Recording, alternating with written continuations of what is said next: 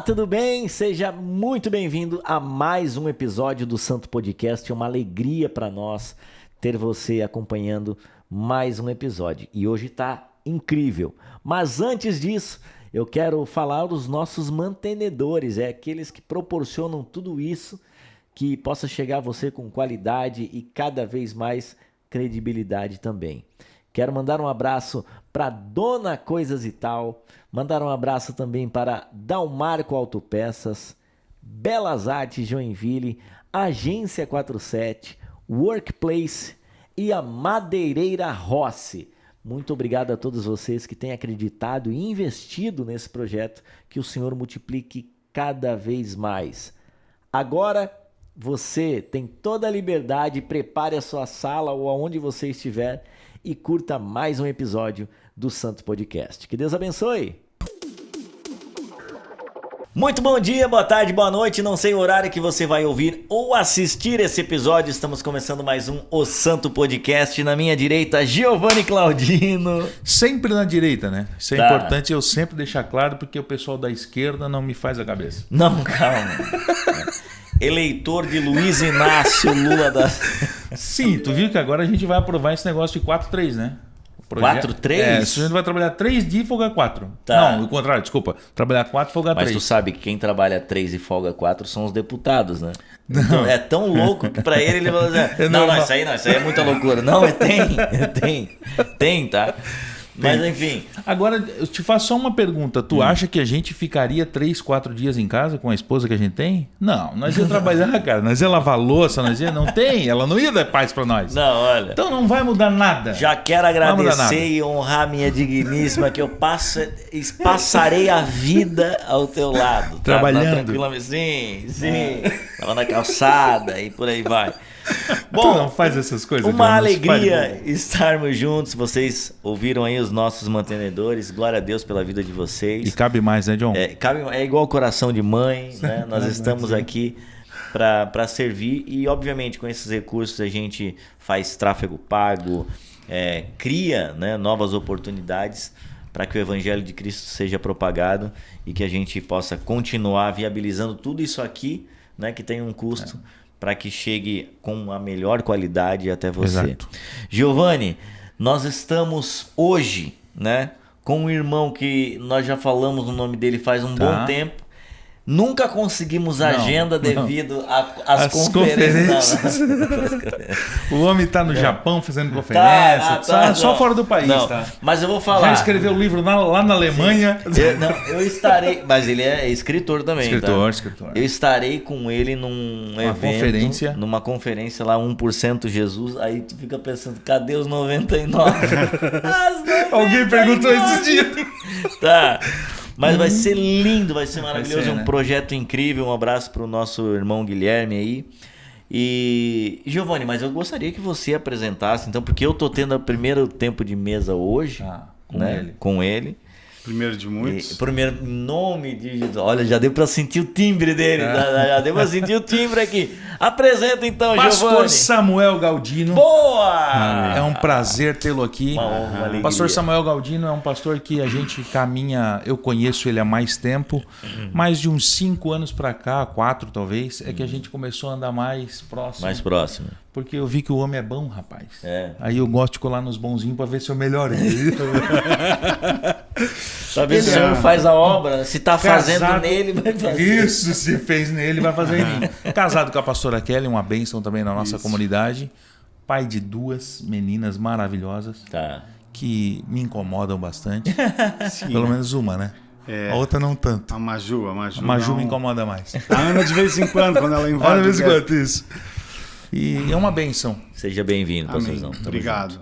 Nossa, a satisfação é toda minha estar aqui com vocês, né? Eu já falei, queria conhecer você há um tempão, o Gil... O Gil nem tanto, né? Não, o Gil, a gente já tem, né, uma caminhada assim, mas a gente tem se aproximado agora, né, com a igreja e a gente mora umas 4 ruas um do outro, assim. Verdade. Já estão um pouquinho mais próximos, cara. assim. O pastor Samuel, a primeira vez que foi na minha casa, que ele já foi na minha casa, ele não lembra, tá? Tá. Já foi na minha casa, ele não lembra. Não lembra, né? Lembro. Lembra.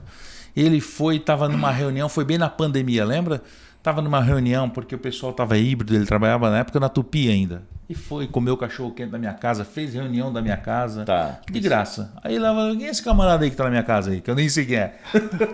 Fazendo reunião. Fazendo reunião. Esse cara veio pra fazer reunião, tá pensando o quê, pô? E, cara, foi dali pra frente e a gente mora bem pertinho mesmo. E é um prazer ter você aqui, pastor. É uma honra, é uma alegria pra mim. Né? O pastor Theo já esteve lá na nossa comunidade. E agora o pastor Ivo já está agendado para fevereiro. No final do ano não quer vir. No final do ano eu estou de férias. Não, brincadeira. Ele tá. Final do ano o trabalho dele aperta, né? E aí já está agendado para fevereiro. Mas para quem está acompanhando agora, nós estaremos juntos aí na próxima hora. Quem é? Para quem está acompanhando agora. Quem é o pastor Samuel? Bom, eu sou um fazedor de tendas, né? Usando a expressão aqui do apóstolo Paulo, eu vim lá do sul, sou lá da Praia do Rincão, região metropolitana da Praia do Rincão. Lá no vizinho de Criciúma. Isso. E vim para Joinville para trabalhar aqui. E tive a minha história toda como na área elétrica, sou engenheiro eletricista. E me converto em 98. 98. E aí vou estudar teologia, né? Me envolvo com a igreja, sempre ligado à igreja, à área de ensino.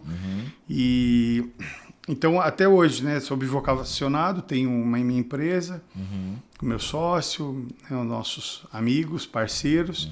E, ao mesmo tempo, sirvo na Firmados em Cristo, aqui em Joinville. Né? E, assim, a igreja, na verdade, é o meu principal ministério, né? Sim. E Deus quis que, através da empresa, a gente pudesse sustentar, né, esse tempo e poder servir a igreja com excelência. Que demais. Então, para mim, estar aqui é uma extensão daquilo que a gente já faz, né, diariamente, do chamado. Muito obrigado pela oportunidade. Estou muito feliz de coração de estar aqui com vocês. Eu também fico feliz, Giovanni, quando vem irmãos assim que entendem, né, o chamado e justamente o que nós vamos falar hoje, a nossa missão de levar o Evangelho de Cristo Jesus, né? E aí esse compromisso, né? Esse compromisso de levar isso a sério, inclusive. Sim. Porque muitas pessoas levam o Evangelho, mas levam assim, vamos levando. Vamos levando. E isso é até uma coisa que me chama muita atenção em algumas pessoas que eu conheço, e o pastor Samuel está nessa lista. É esse temor por levar o evangelho da melhor forma possível, com uma seriedade, que é a nossa responsabilidade como cristão. Sim. A gente não pode só botar esse fardo nas costas do não, isso é pastor lá, pastor que se vire. Ou não, os guri lá que se vire, eu só estou aqui. Não. E não, a gente precisa ter essa responsabilidade. Né? E tem outra coisa, aqui a gente tem muitos irmãos que são novos na fé, outros já tem muito tempo de caminhada, né? Outros estão caindo aqui agora. Sim. Enfim, a gente fala muito sobre pregar o Evangelho, sobre viver o Evangelho de Cristo Jesus, sobre, enfim, evangélicos, né? O termo evangélico. Mas, de fato, tem muita gente que não conhece Mas, peraí, o que é esse negócio do evangelho, né? A gente estava conversando aqui, vamos pregar o evangelho, o nosso irmão aqui que está aqui hoje tem esse compromisso com a pregação do evangelho, né? Levar o evangelho, então pregar o evangelho, levar o evangelho, viver o evangelho. Mas de fato, o que é? O que é o evangelho? O que é esse trem de evangelho? Exatamente. E é interessante, Jonathan, que há um tempo atrás eu fiz essa pergunta na igreja. Tá. A gente estava num culto e eu perguntei para as pessoas, pessoal, vocês têm a liberdade aqui de a gente dialogar agora aqui, no meio da mensagem. Eu falei, o que é o evangelho? E aí eu comecei a ouvir os grilos, né, na igreja, assim, né? Fala de cada vez para não dar tumulto, pelo amor de Deus. E aí, de repente, fala, o evangelho é nós glorificarmos a Deus com a nossa vida. Pô, legal. O evangelho é essa salvação que Jesus trouxe para nós. Legal. Tá, mas se você fosse responder essa pergunta, né? Qual a mensagem ou qual o conteúdo do evangelho? Qual a resposta que nós daríamos? E numa igreja com dezenas de pessoas, né? Ninguém conseguiu responder. E naquele momento, essa ideia já estava reverberando aqui dentro de mim, de que a gente está vivendo num momento em que aquele ide de Jesus, ele não é só agora sobre as nações, ele precisa ser sobre a igreja de novo. Porque quando eles foram às nações, eles sabiam o conteúdo do evangelho. Sim. Né? Que o evangelho é uma pessoa, né? Mas na medida que essa história, né, foi se dando, as pessoas esqueceram o que é o conteúdo do evangelho. Existe um termo, inclusive, na teologia, né, que é a palavra querigma, que significa anúncio, né, que traz essa resposta. O que é o núcleo duro do evangelho? Ou seja, se eu fosse responder essa pergunta, né, o que é o evangelho? O evangelho é o anúncio do nome da pessoa, do ensino, das promessas, do reino e do ministério pascal de Jesus.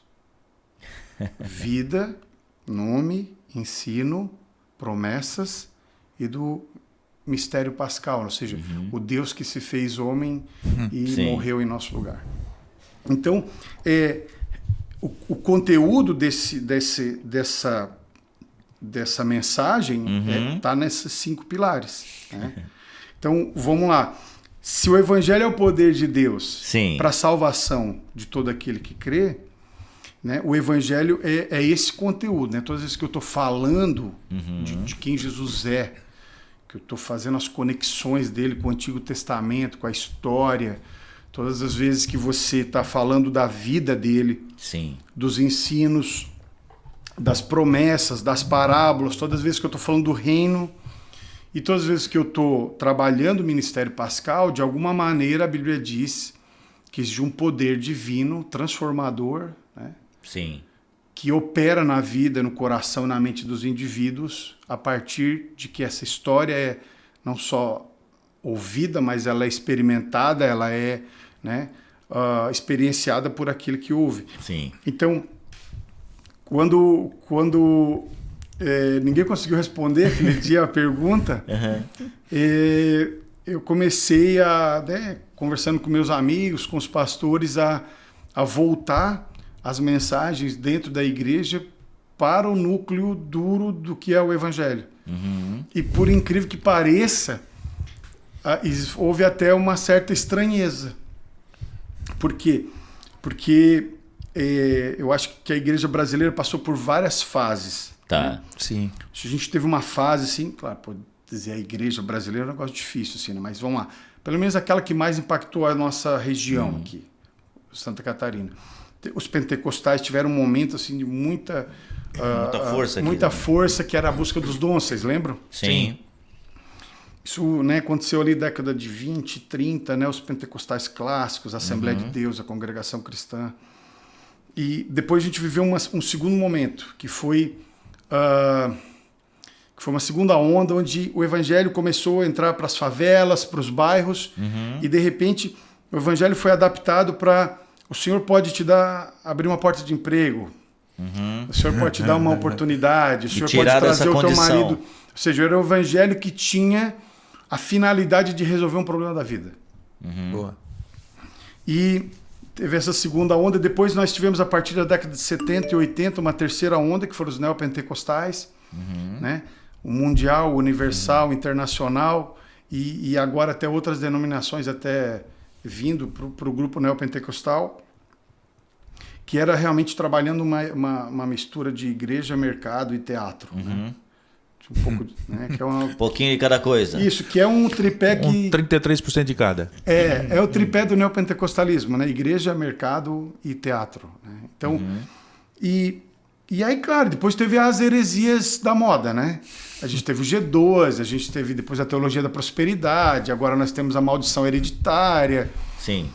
Pô, cara, e nesse fluxo todo, desde lá de trás, dos dons, depois tentando resolver os problemas das pessoas, depois, né, o neopentecostalismo e depois essas heresias todas, as igrejas reformadas, de maneira geral, os batistão, né, Os presbiterianos ficaram ali naquela mensagem positiva, né? E você percebe hoje, inclusive, um grande movimento de todos os setores da igreja, Sim. tendo os reformados como referenciais. Verdade. Augusto Nicodemos, Hernandes Dias Lopes. Olha lá para os Estados Unidos, pega lá, né? O Piper, né? O Timothy Verdade. Keller. São todos reformados, esses caras. Mas por quê? Verdade. Né? Porque eu acho que tem um desejo da igreja do retorno, Sim. do núcleo duro, do querigma, essa mensagem central. E, obviamente, não só uma mensagem no sentido do conhecimento bíblico, mas como a gente vai conseguir, né, que é o desafio da igreja hoje, como a gente vai conseguir Viver dessa forma.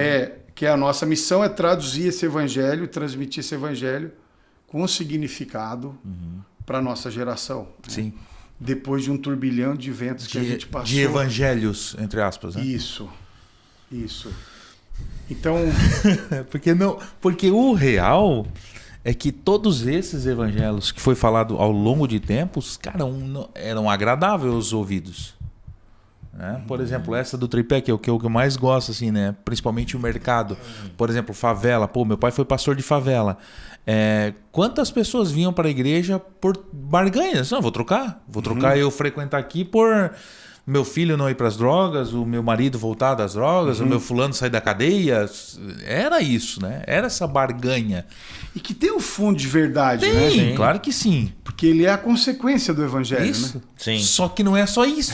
Exatamente. Não é só isso. Não é só isso. Porque senão tu fica só com a parte das promessas, né? Isso. É um evangelho à Só la fica carte. com o mousse do pão. À la Eu carte. quero só pegar só o que eu, Isso, o que só eu o que eu gosto. Não, quero. saladinha não. Saladinha. Tá, tu vai Literalmente, escolhendo né, o que tu quer pra ti. Chicória e rabanete eu não quero. Você não quer. Que é importante, né?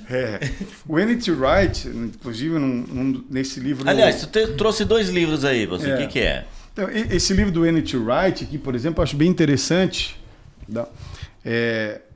Como Deus, né, se tornou rei, ele vai falar que o evangelho é como se fosse um sistema de som que tem 4 botões de equalização, né? Tá. E ele vai dizer que tem alguns botões que estão, vamos lá, no talo, No talo, né? tá. E tem outros que estão no 0, né? Tá. Então ele comenta, por exemplo, assim que a ideia da salvação é uma ideia que parece que está super, vai lá, em evidência. Tá no talo lá. Está no talo. Uhum. Ele é um botão, ele é uma verdade, né, do evangelho. Mas a salvação ela também é uma consequência do evangelho. Tá atrelado. Ela está atrelada, né? Então tem outras, por exemplo, né, a ideia dele como Messias, né? Ou seja, a correlação desse Jesus que nós servimos com o Jesus, com o Messias prometido do Antigo Testamento. Daí ele vai falar que esse botão está no 0. A gente não consegue perceber uma continuidade da revelação de Deus. Sim. E é legal que ele falou assim, ó, a gente precisa, né, ajustar como um técnico de som, Equalizar esse... equalizar, perfeito, essa mensagem. E uma das coisas legais que ele vai trazer, e que é justamente assim, bom, qual é a mensagem central dos evangelhos? Ele falou, Boa. qual é o tema na qual Mateus, Marcos, Lucas e João, e obviamente o próprio Jesus... Aliás, peraí, já temos esse corte aqui maravilhoso, tá? Peraí. Qual é a mensagem... Vou até fazer a pergunta, tá? Qual é a mensagem central dos evangelhos? A mensagem central dos evangelhos é o reino de Deus. O centro de tudo é isso. Isso, a mensagem central dos evangelhos é o fato de que Jesus se tornou o rei de todas as coisas, o Kyrios. Né? Vamos lá. Vamos tentar pegar Mateus aqui para nós começar a nossa conversa. O livro de Mateus começa com uma genealogia. Sim. Certo? Mostrando que houveram 3 ciclos de 14 gerações, na qual Jesus é a conclusão disso, né? Sim. É interessante por que Mateus coloca essa genealogia ali, né? Não só para identificar ele com Davi, né, ou com o histórico de Israel, mas é para responder uma pergunta que Daniel faz a Deus no livro de Daniel. Quando Daniel está no exílio, o rei está morto, né? E Daniel pergunta, quando nós vamos ter a nação restituída? Quando nós vamos ter um rei? E então aparece um anjo a Daniel, acho que é Daniel capítulo 9. E o anjo disse, vai ser o 7º 7. Tu pega 14 e dá 2 sets, né? 7, mais 14, 2 sets. 4. 14, 2 sets. 6. Quem é o 7º 7? É ele, né? Então ele é o rei. O Mateus está dizendo assim, ele é o rei de Daniel, que voltou. O rei voltou. Qual é a passagem seguinte a essa, da genealogia? Qual é a passagem seguinte que Mateus narra? O nascimento de Jesus. O que os reis magos vieram ver? Pronto, o rei. O rei. Vieram ver o rei. E se pega, né, a palavra reino de Deus é usada mais de 120 vezes no Novo Testamento. 90 só por Jesus. Várias parábolas são em torno do reino de Deus. Sim. Quando você vai... eu vou falar aqui aleatoriamente em várias passagens, assim, mas, por exemplo, quando ele vai ser crucificado, ele é o rei dos judeus, né? Quando ele ascende aos céus, ele vai assentar à direita de Deus Pai. Sim. Quem sentava à esquerda era a rainha. Quem sentava à direita era o filho do rei, a qual o rei compartilhava o governo. Então, você vai pegar, por exemplo, os 3 primeiros discursos de Pedro após o Pentecostes.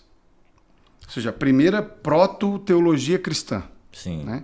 Pregação valendo ali, ó. As primeiras 3 mensagens dos apóstolos após o Pentecostes.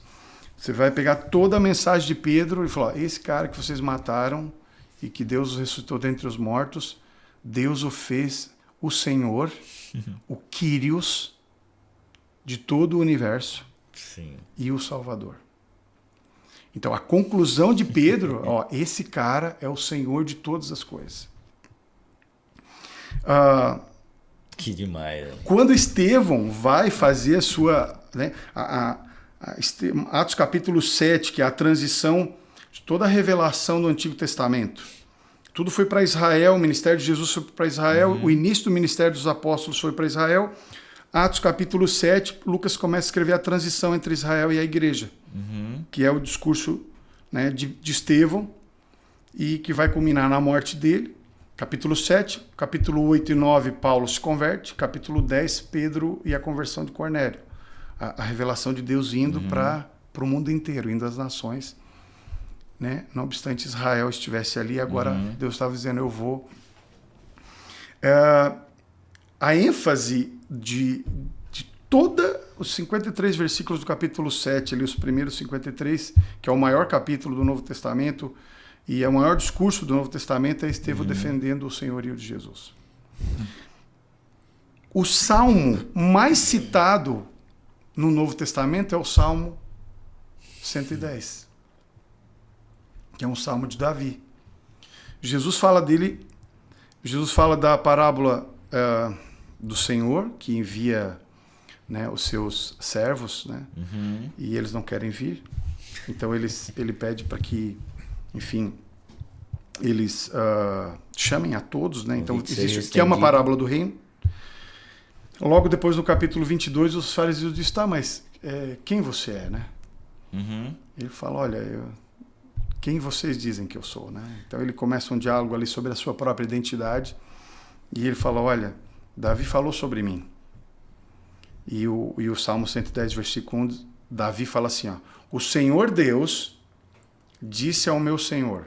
Presta atenção. Sim. O Senhor Deus disse ao meu Senhor, a partir de agora, vou colocar todos os teus inimigos como estrado dos teus pés. Aí Jesus pergunta para os fariseus, de quem ele estava falando? Ele estava, ou seja, o tempo todo Jesus está falando assim, o governo está sobre mim, né?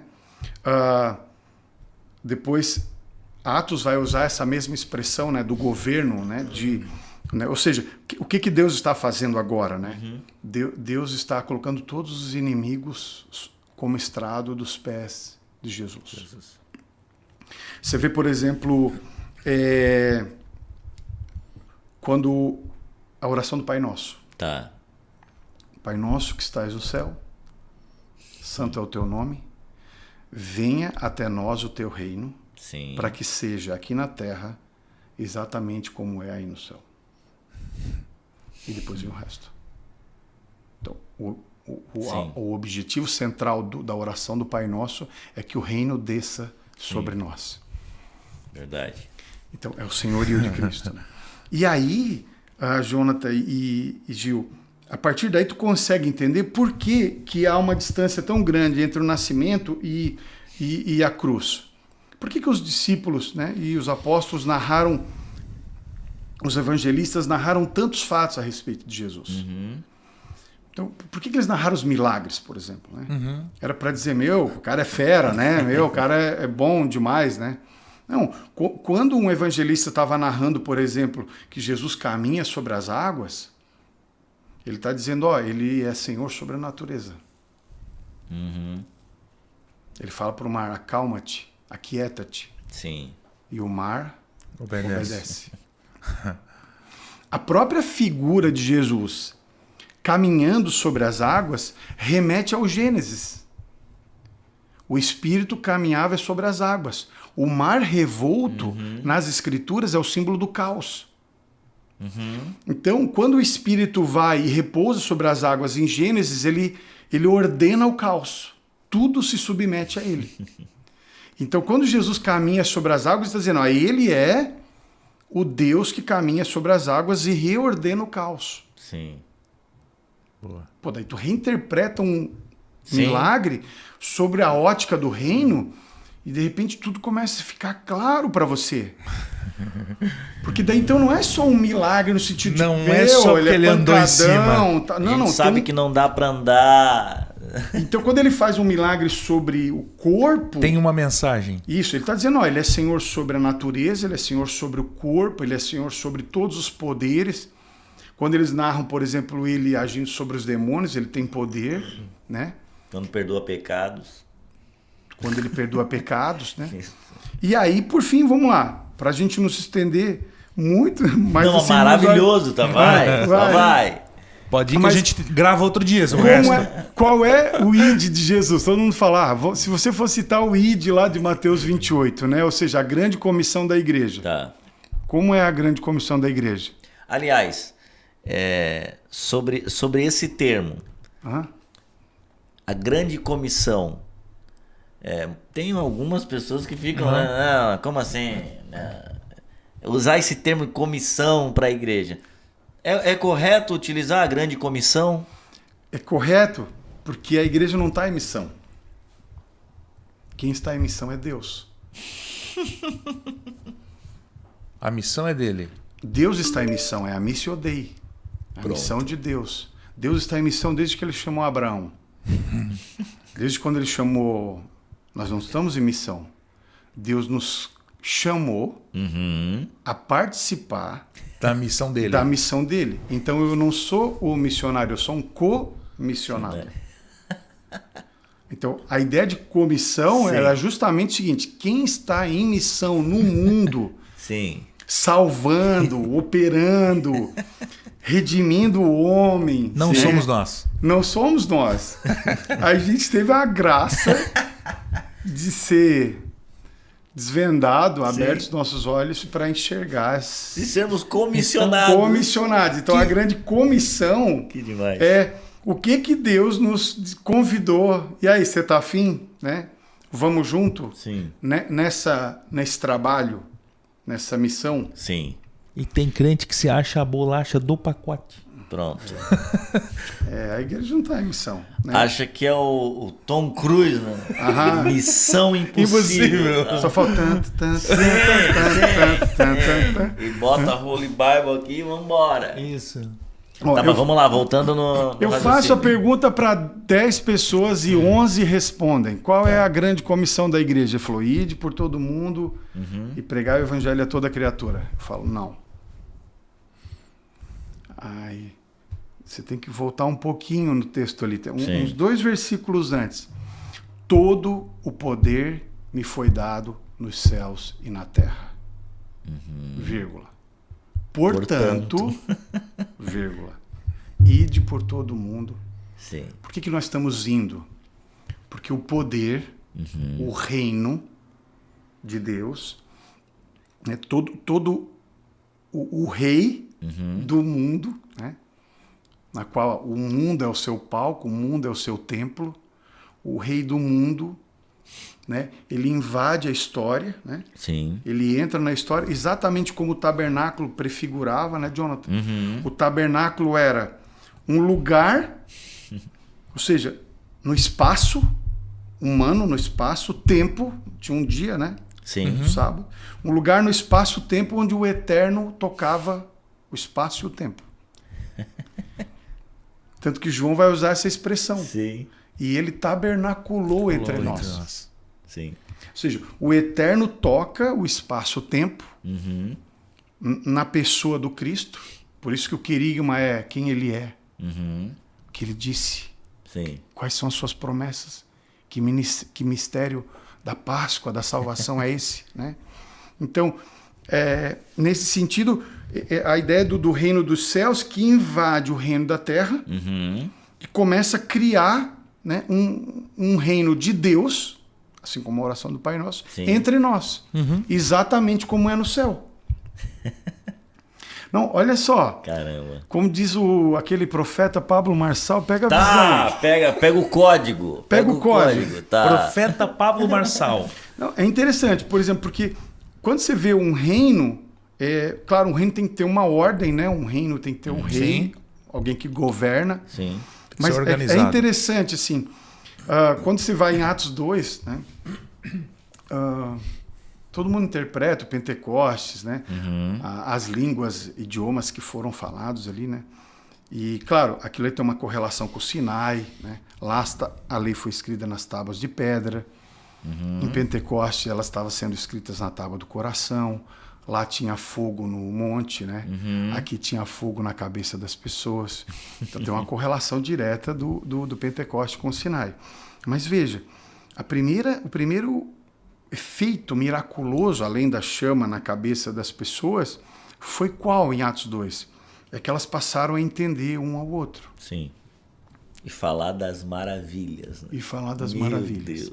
Veja, qual é a condição essencial para nós sermos cidadãos de um país? É falarmos a mesma língua. Sim. Que não é a cor da pele, Sim. não é... Então, é onde você nasce que te torna brasileiro, certo? E o fato de você falar português. É isso que nos faz... E que tem um governo que rege, né, a nossa nacionalidade. Sim. Então você vê, quando vem o Pentecoste, tem um governo que rege a nossa nacionalidade. Nós nascemos de novo pelo poder desse reino. O que faltava? Falar a língua. Então todos, pelo poder de Deus, compreendem um ao outro e se veem como irmãos de uma mesma nacionalidade, um mesmo reino.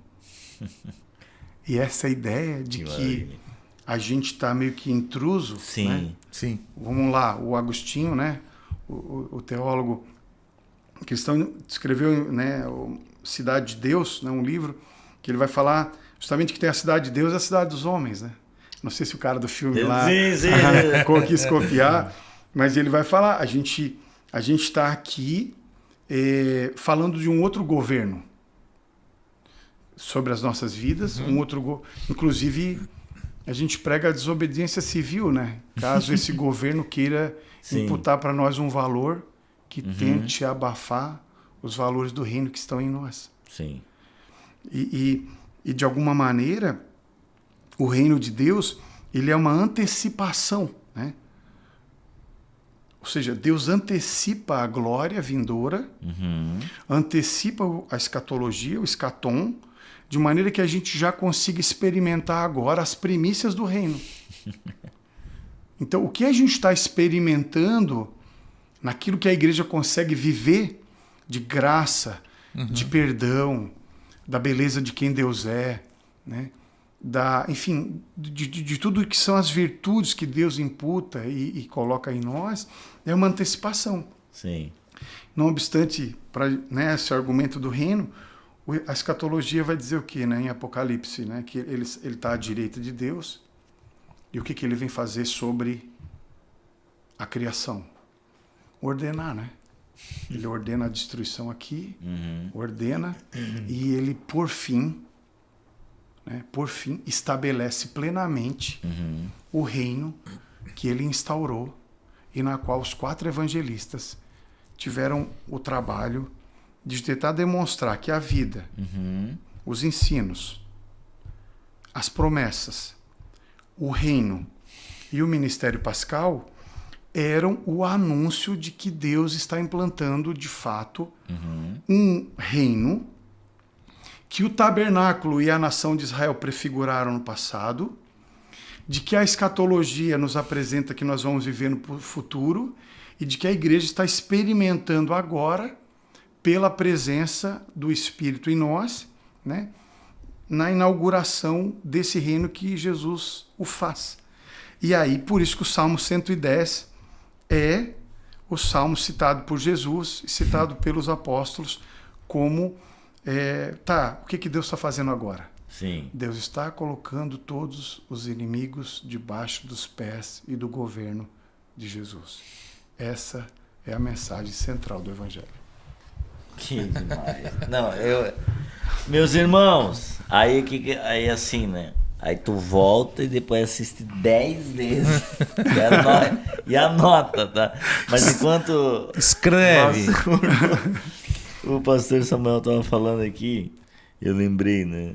Não me veio o texto ainda, mas está na Bíblia. Se eu digo que eu sou Jesus falando, né? Se eu sou essa pessoa, então o reino de Deus é chegado entre vocês. Cara, isso é maravilhoso, porque tipo assim, tu fala, caramba, cara, realmente isso. Saiu da boca dele. E hoje a gente sabe que realmente ele era aquilo mesmo. Então, ele trouxe uma nova cultura. E é muito interessante isso, porque quando fala em reino, fala em cultura. Fala em cultura, perfeito. Né? E eu sou um cara da música, eu sou um cara ligado à cultura, e eu sei que... E tem uma frase de um irmão muito inteligente, assim, que ele diz que quem escreve as leis de um país, às vezes não são os prefeitos, deputados, não. São as suas canções. Ele era um compositor, né?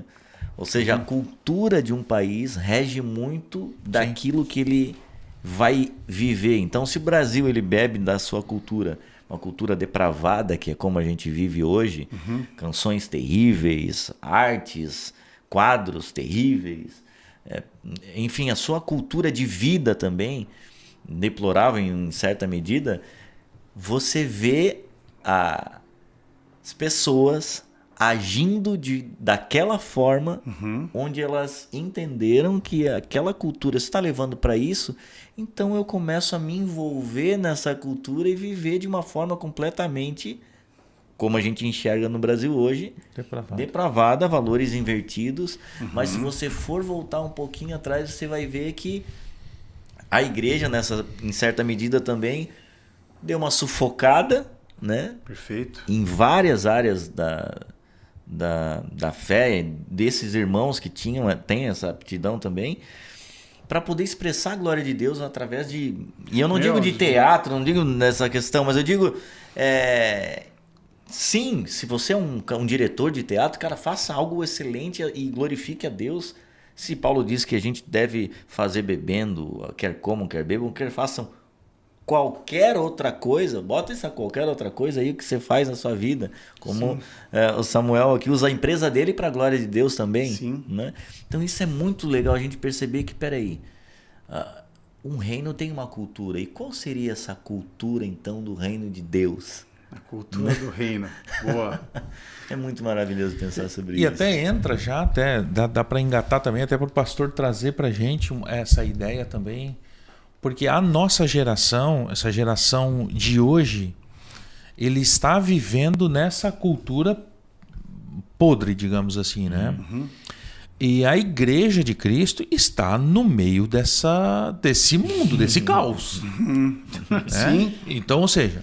Nós somos estrangeiros e forasteiros. Mas olha estamos a expressão. aqui. Olha que Que maravilha. a gente não é daqui. Sim. A gente é estrangeiro e forasteiro, como se fosse um embaixador, né? Isso. Mas eu estou num estamos aqui, outro né? reino, que é o reino da cidade dos homens. Não, maravilhoso. Tá? Sim.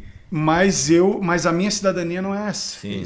Mas eu estou aqui, eu estou imerso, estou conversando com eles, Sim. estou indo na padaria Isso. e no mercado enfim, convivendo. Né? Meu vizinho Não é peço que os tiros do mundo, né? Isso. Aham. Tá. Mas e aí, pastor, onde é que entra, ou como que no meio desse caos todo a igreja caminha? Quais são os desafios que a gente precisa entender e pontuar? Cara, essa é a forma então que eu tenho que viver. Porque assim, ó, hoje eu sou muito grato a Deus pelo lugar que o Senhor me apontou para congregar, pela seriedade do Evangelho. Mas eu entendo que tem muita gente que está totalmente perdido, pastor. Cara, tá, mas não, tá errado aqui, minha igreja? O negócio que está acontecendo. Tô na visão do pastor, né, Isso, cara? tô na visão. E o pastor no oftalmologista, comprando óculos. Qual que é Samuel do- Galdino é o nome Tá, dele, o tá. Santo Podcast está isento. A gente chamou ele aqui para isso, inclusive. Não. Mas qual é o desafio da igreja nesse momento, nesse mundo, nessa podridão que a gente enxerga, e inclusive no meio de tantas outras comunidades que ainda não entenderam esse evangelho de Cristo? Bom, cara, queria pegar um pouquinho antes a fala Tá, do Jonathan por favor. aqui e eu já O senhor é que conecto. manda.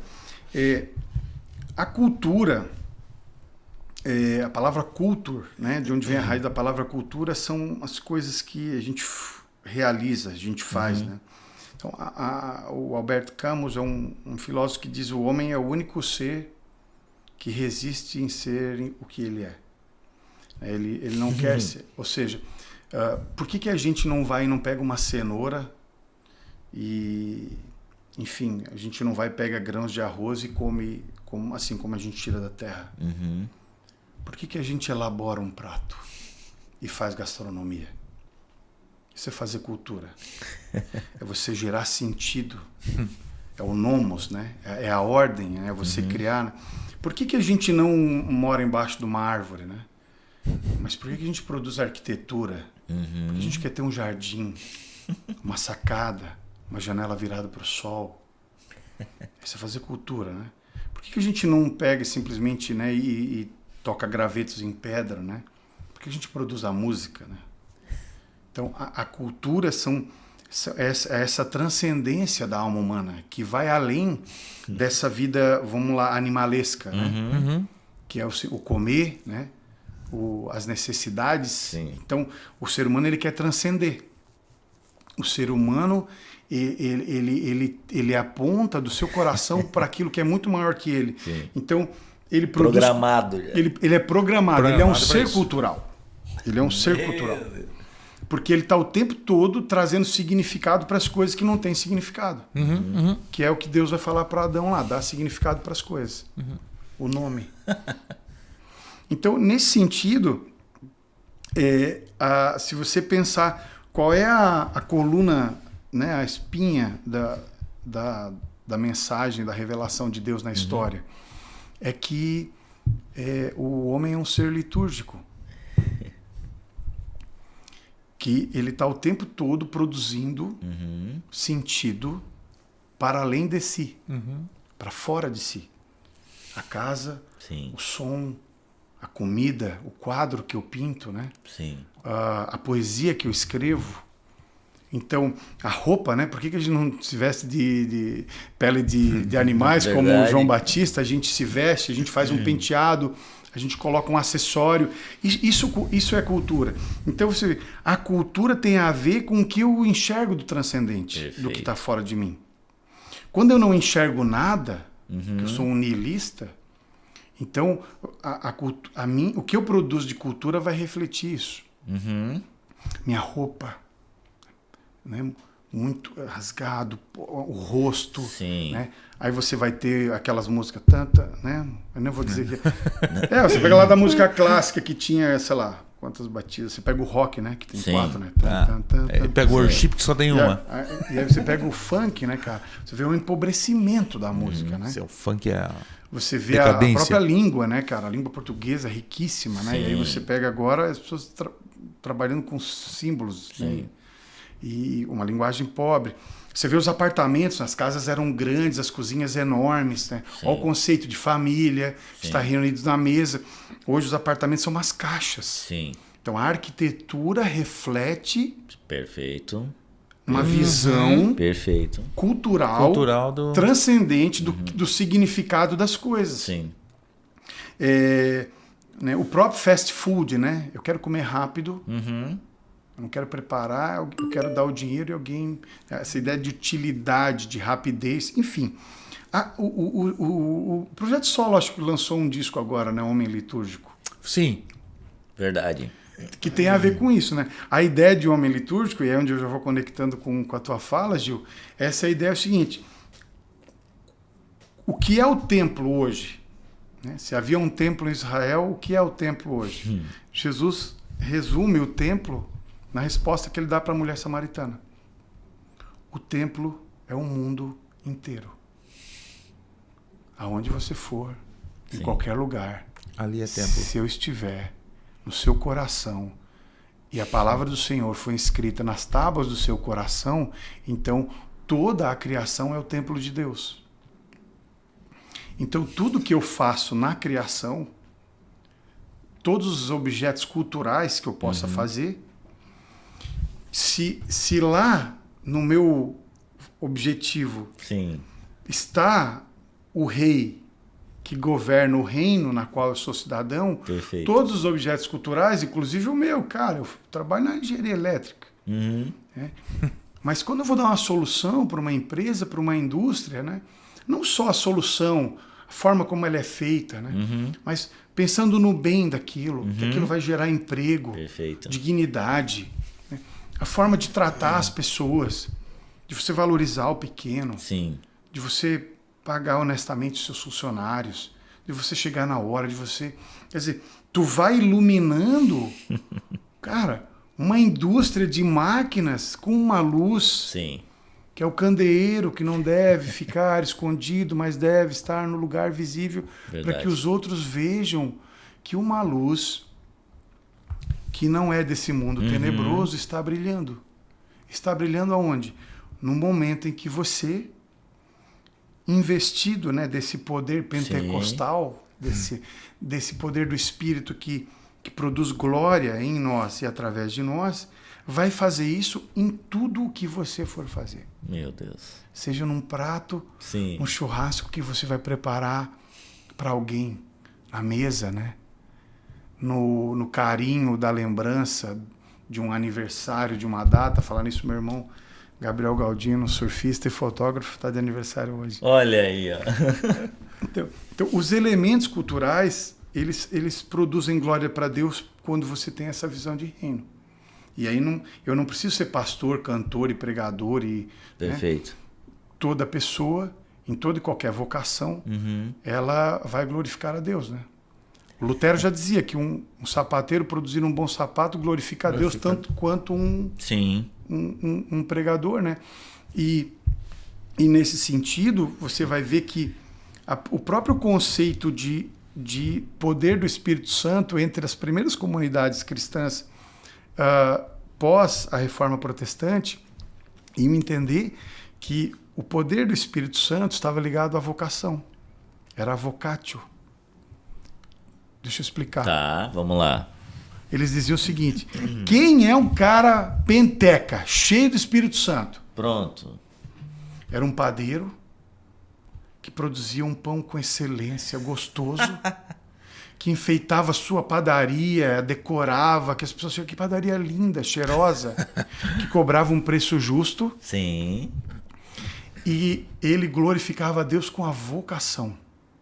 Então, o ser no mundo, a cultura que eu produzo, glorifica a Deus e anuncia um reino Sim. diferente. Sim.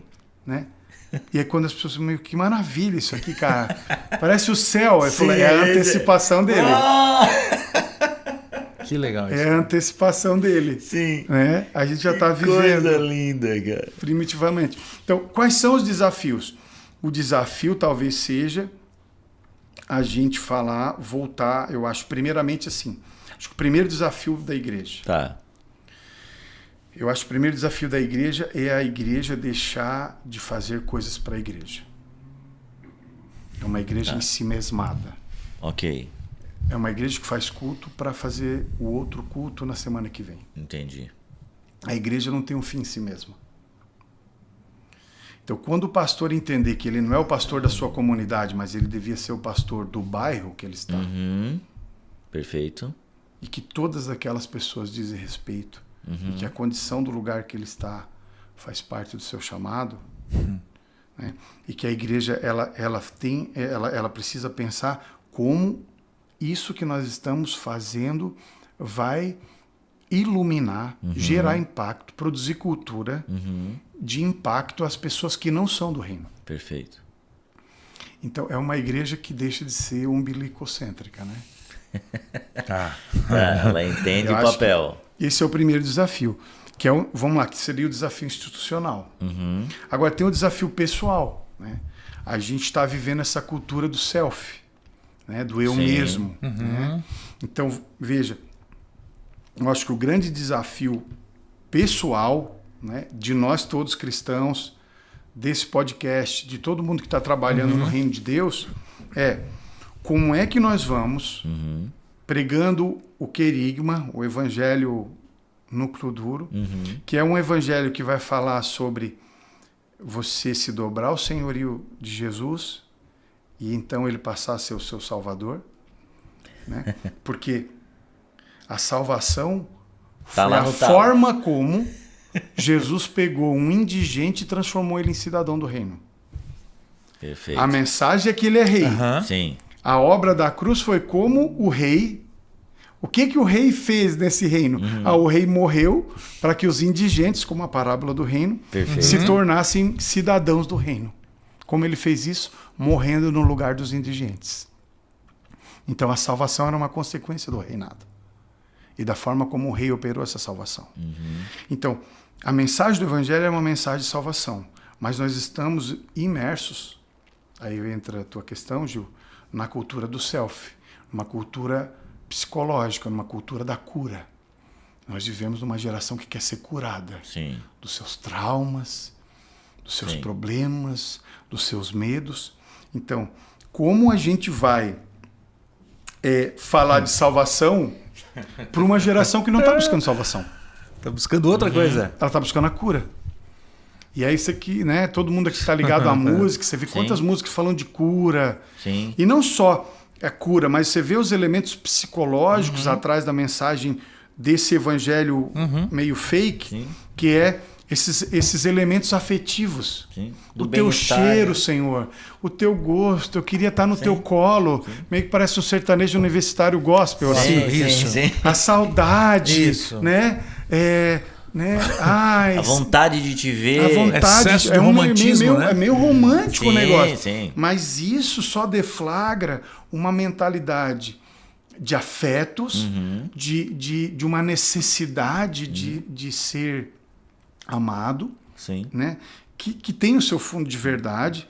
Mas quando daí eu capturo o evangelho para atender a essa necessidade, eu desfiguro o evangelho. E aí ele não é mais o poder de Deus para a salvação de todo aquele que crê. Ele é a mensagem para tentar resolver o problema dos afetos de um coração atribulado. E aí um monte de gente vem para a igreja, Sim. se decepciona com a igreja, porque são palavras sem poder. As palavras não têm poder porque eu fiz um PNL, um curso bacana de coaching. Sim. A palavra tem poder porque ela é de um outro mundo. É a escada de Jacó, né? Vocês vão ver os anjos descendo, subindo e conectando os céus à terra, de maneira que quando a igreja se reúne, um poder se manifesta entre nós, Sim. em nós e através de nós. E é isso que transforma Perfeito. aquele bagaço de Samuel que viveu lá atrás, né? Nesse caquinho que está aqui hoje. Né? É quem trouxe o Gil e o Jonathan do nosso passado para cá. Então, quando eu me volto para aquilo que Deus disse que é poderoso, Sim. quais são as consequências?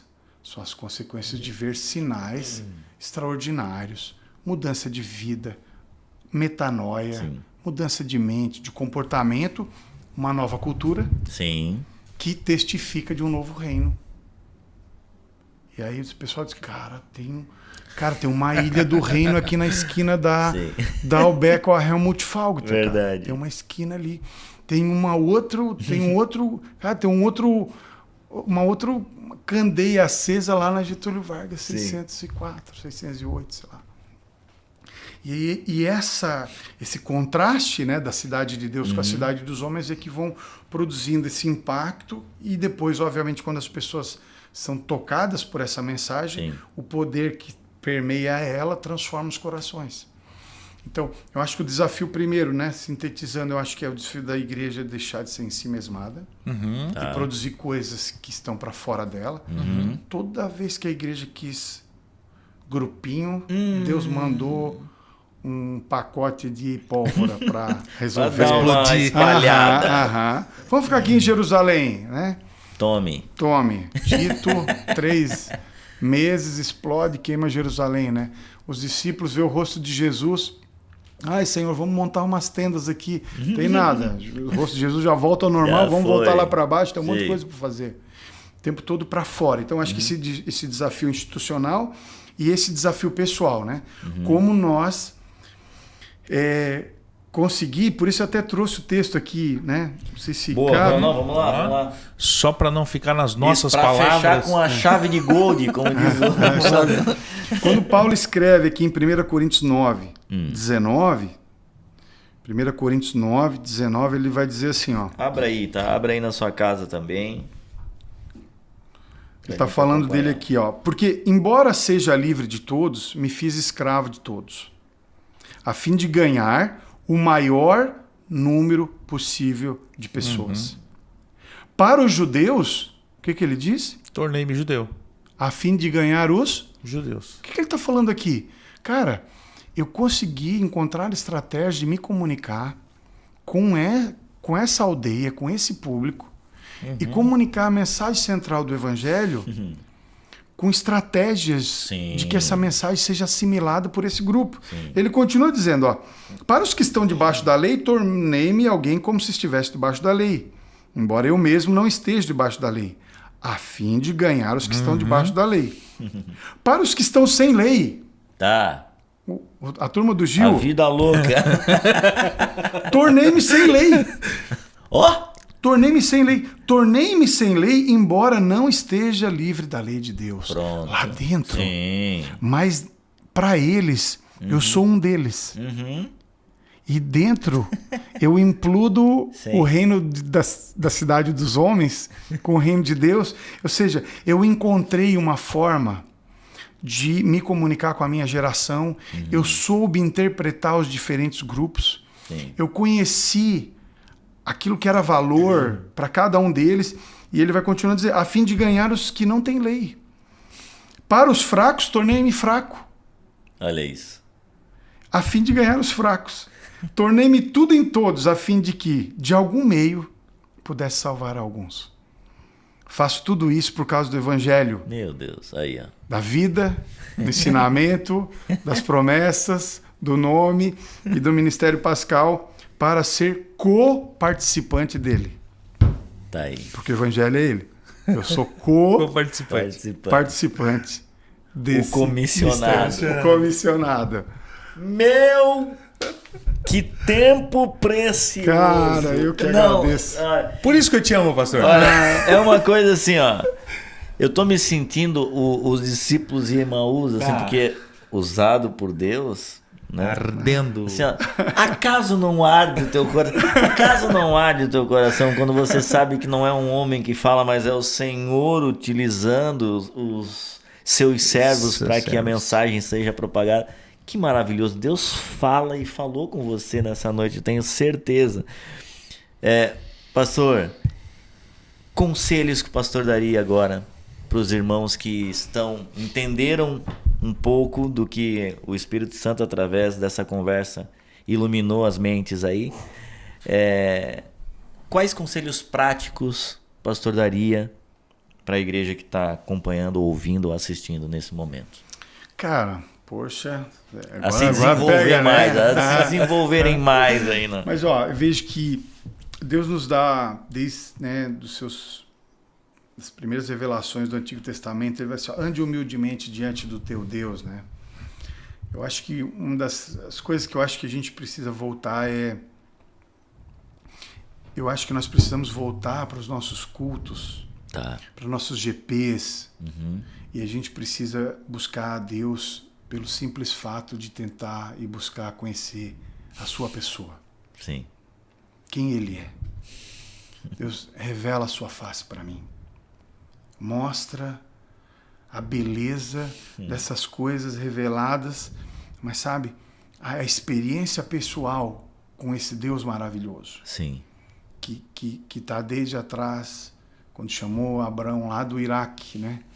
Nem existia Iraque, mas chamou daquela região e continua falando conosco ainda hoje, né? Nos comissionando. Então, eu acho que isso mudou muito a minha caminhada cristã quando eu passei nas minhas orações, no meu culto, entender que eu não estou diante de um pastor, eu não estou diante dessa comunidade simplesmente, embora eu esteja.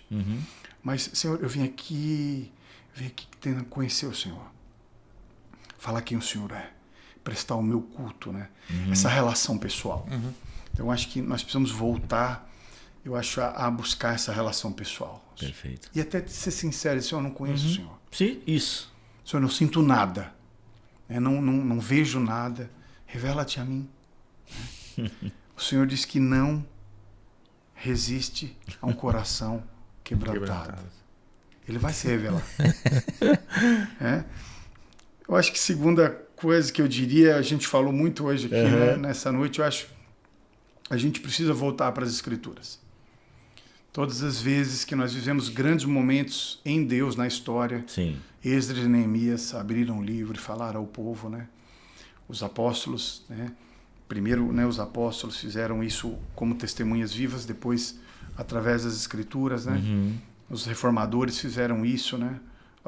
Eles trouxeram a Escritura para o centro, né? Sim. É por isso que nós não temos um altar, né, no centro da nossa sala de reunião. A gente tem uma mesa em que a gente põe um livro. E o livro precisa voltar a ser o centro. Né? Porque a palavra, a mensagem, o querigma, né, precisa voltar a ser o centro.